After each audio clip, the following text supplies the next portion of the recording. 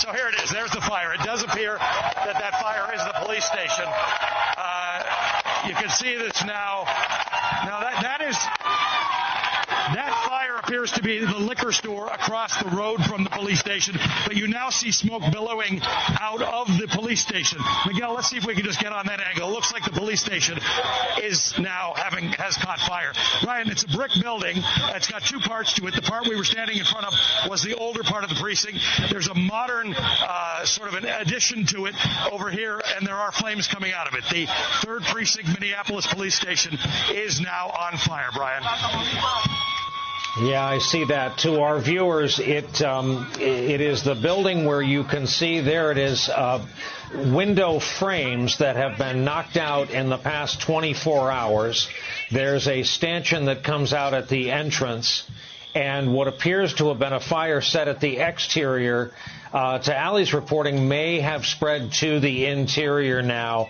And Allie, that's going to get dicey. And as you keep pointing out, symbolically, it's their stand. It's their neighborhood precinct. Hey, masks on, guys. Masks on. We got gas. Brian, hang on a second while I just stick the mask on. All right. No problem. There we go. All right, so yeah, here's the problem, Brian. I don't know how well you can still hear me, but when the police boarded up the entrance, they covered it up with plywood. The windows got covered up with plywood yesterday as they put up barriers. When the barriers were breached, they then had the ability to light the plywood on fire, which is apparently where it started. They can use any accelerant they've got and set that on fire, and that is apparently what started that burning over here. So now you have a liquor store over there fully engulfed, and you have the police station here fully engulfed. The building right behind it, which you can't see, is the fire station, which will obviously be in danger if the police station goes up.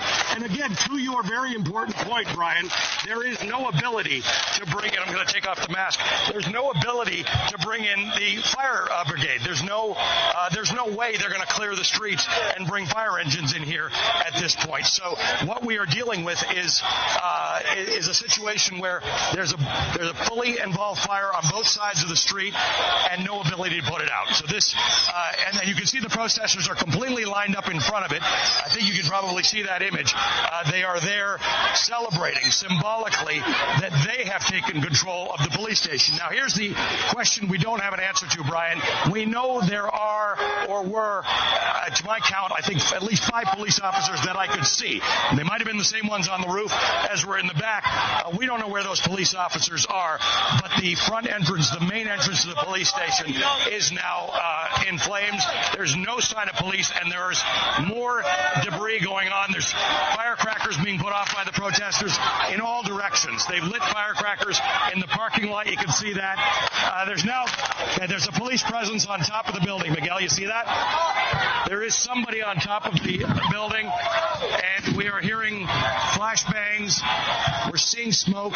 Don't know if it's tear gas. And those are firecrackers that you're seeing being pulled off by the protesters, Brian.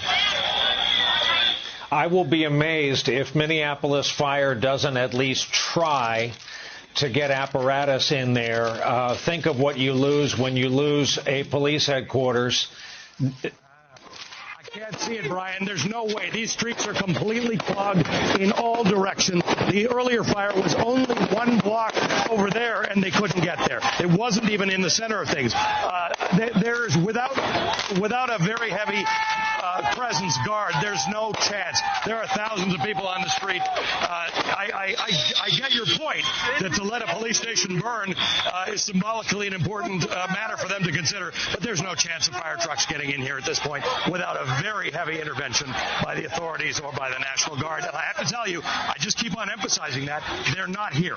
We're not seeing that presence. We know the National Guard's in town. I saw heavily armed vehicles on my way here earlier, but there are no police vehicles. There are no armored carriers. There's no National Guard in the vicinity. But there are a lot of firecrackers. Yeah, they would need a hell of an escort to get through that crowd, as you appropriately point out. We remind the folks watching what happens when a police headquarters catches fire.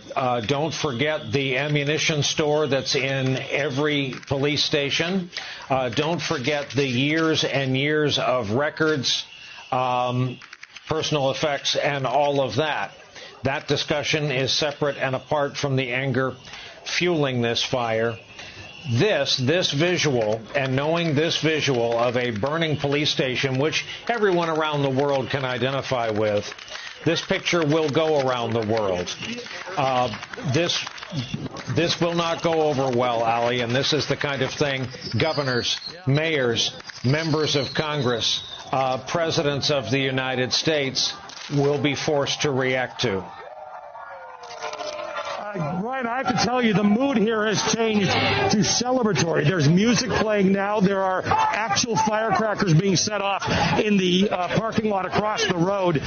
There is a sense of jubilation amongst the crowd that this symbolic place has been taken. It's actually... These are firecrackers. These are not flashbangs. These are actually firecrackers being put on by the protesters. This will soon become a dangerous situation because that building's actually about to become engulfed in flames. And the protesters, think of the image. Look at the image. You're watching this live on TV. This will be an image that we are going to be looking at for years to come. These are protesters with their hands up outside of a burning police station, which was home to 4 police officers who were involved in the death of George Floyd. This is the symbol, their silhouettes with the fire behind them. But there's a public safety issue here too. There are lots and lots of people here. There is no way of getting a fire department in here. And this is an area where buildings are closely spaced next to each other. So there's a real fear that this fire over here across the road, Miguel, if you can just look at it, at the liquor store, it now appears to be spreading. You're hearing them chant, George Floyd, George Floyd.